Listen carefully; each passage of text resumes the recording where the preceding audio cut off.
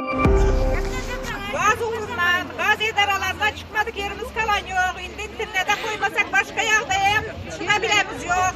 Durayım kalan yok. Her yere çıktık, yolbaşıya çıkmadık yerimiz kalan yok. Mekteplerde var bir şey yok. Okulçular emmesi hep kesel. Lewap vilayetinin Denev etrafının ayarları TV'ye gaz yetmezçiligi sebäpli köçe çıktılar. Bizim oyumuza hepsi gaz yok. Koçelerde yem yok, hiç yerde yem yok. Okulçular bize gelen adam yok. Ya ben senden bu gaz yakmasına bu gazın demesi şu mu? Bunu desen gelenler yürüp. Gaz koyuyorlar gazetelerde fırtası gelmedi. Eğer siz mi yapacağız? Bu katlelerden için oturup bize karanacak olsa. Görünler şu turvanı görün bana 300 kocalık şu turvadan gaz yakadı. Bize yeter mi şu gaz? Doğru mu şu?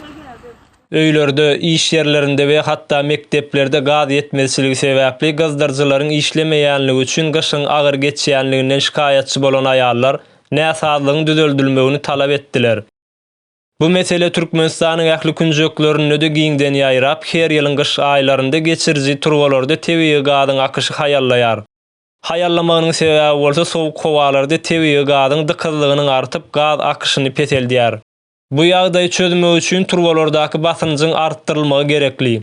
Emma Türkmenistandaky gaz turbalaryň köneligi we usulyna laýyk gurnulmanlygy sebäpli ýokary basynçlarda partlamalar emele geler. Şol sebäpli gazyň pesdiginiň sebäbi halk tarapyndan soralan wagty günäni pomidor ekilýän parnikleri atýarlar. Hakykatda parnikler bilen hiç hili baglanyşy ýok. Bu meseleniň çözgüdi tebiği gaz geçirjileriň altyapysyny dolu täzeläp soňky tehnologiýalar bilen döwre waplaşdyrylmaly.